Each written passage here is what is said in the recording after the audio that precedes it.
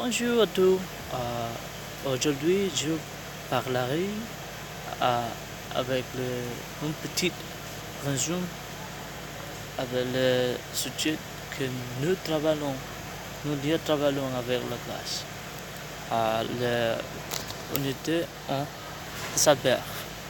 Le savoir, précisément les circonstances, des lieux, de temps et manière dans lesquelles se roule l'action présente par le verbe.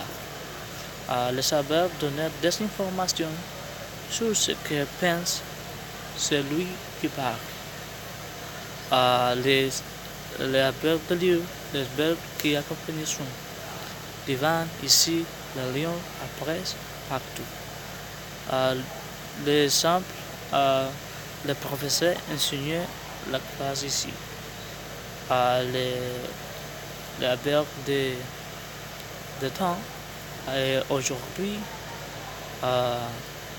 depuis, alors, après, bientôt, déjà, demain. C'est exemple, aujourd'hui, je mange la pomme. La unité 2, les prépositions. Les prépositions sont des mots courts et invariables qui servent de relier un élément de la phrase à un autre. Il existe des prépositions simples à, je, etc. et les locutions propositionnelles de presse, presse de, etc. Par exemple, il a acheté, il s'est allé chez la cafetière. Il habitait près de Bordeaux. La phrase interrogative. La phrase interrogative permet de poser des questions en français.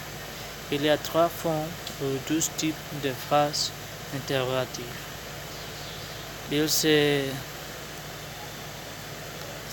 termine par un point d'interrogation. Les 3 formes d'interrogation.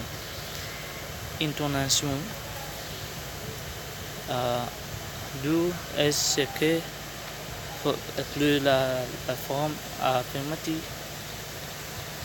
Les 3 est les versions du sujet. Les types d'interrogation sont l'interrogation totale et l'interrogation partielle.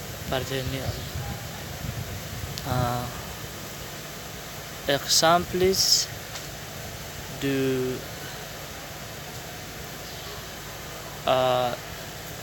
lorsque interrogation porte sur un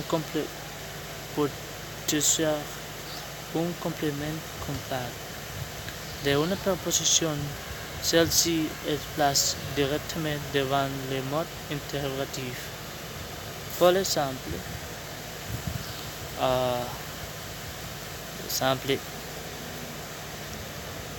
avec qui vas-tu à la cinéma?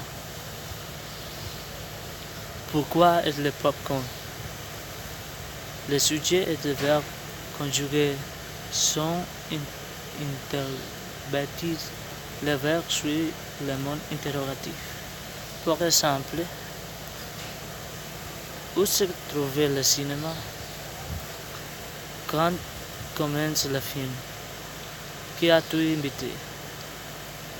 Si le sujet est un nom, il laisse place devant le verbe. On ajoute alors le pronom personnel correspondant derrière le verbe. Pourquoi tu es seul à la cinéma? Pourquoi Julien va à la seule à le cinéma? À où sont-ils allés? Où les enfants sont sont-ils allés? Euh, les propositions. Les propositions indépendantes fonctionnent de la manière autonome. Ils ne dépendent aucune autre la proposition et aucune des réponses d'elle. Par exemple, Fiona terminait la dernière à temps. La proposition subordonnée n'est pas autonome. Il dépend toujours d'une autre préposition appelée principale, qui elle vient complémenter. Il existe plusieurs types de subordonnés.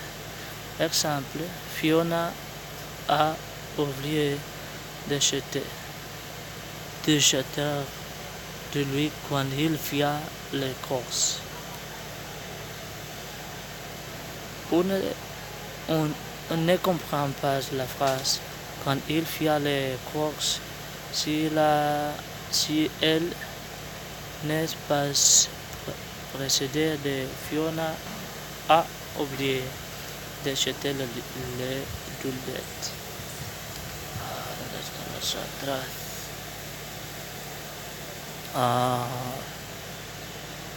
Unité 5, les comparatifs.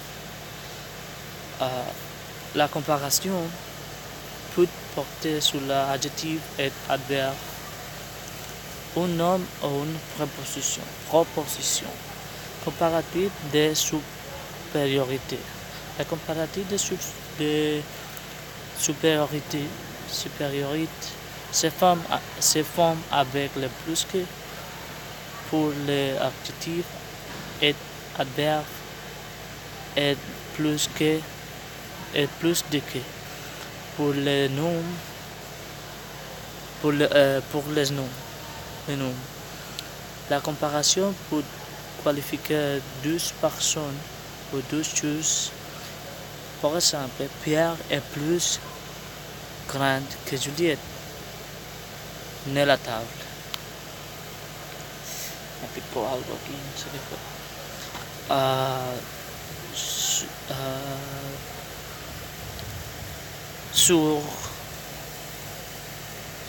Sur plus souvent la chose.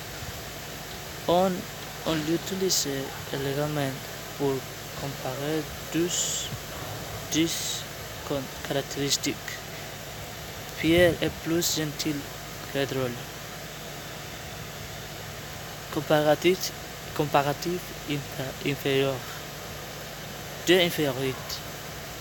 De la même manière, le comparatif de infériorité se forme avec le mot que moins de que. François a moins de chance que Laura. Comparatif d'égalité. Les comparatifs d'égalité se font avec le aussi que pour les adjectifs et adverbes et autant de que pour les noms. Pour les noms. Lucie est aussi grande que Nicolas. Romain a autant d'amis que son fier. C'est tout. Merci.